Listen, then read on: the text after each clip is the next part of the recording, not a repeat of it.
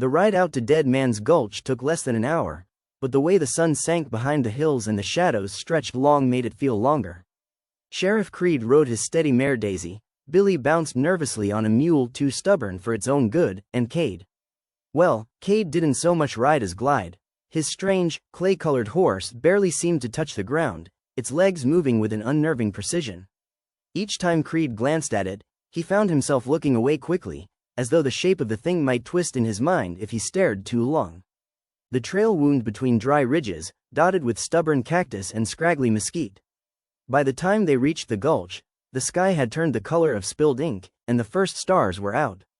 Dead Man's Gulch wasn't much more than a scar in the earth, a deep, jagged ravine where the rock walls rose high and narrow. The place had earned its name after a group of miners vanished in there years back, leaving behind nothing but pickaxes and an overturned cart. Folks said you could hear their voices on the wind at night. Tonight, there was no wind. They dismounted at the rim, the earth crumbling slightly underfoot. Billy pointed with a shaky finger.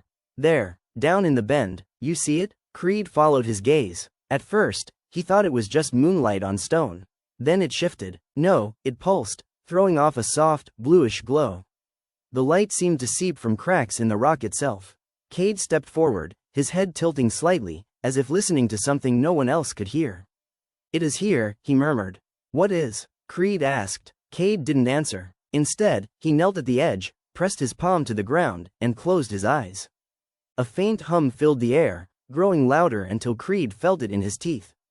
The glow below brightened. Billy took a step back. Sheriff, I don't like this. Neither do I, Creed muttered,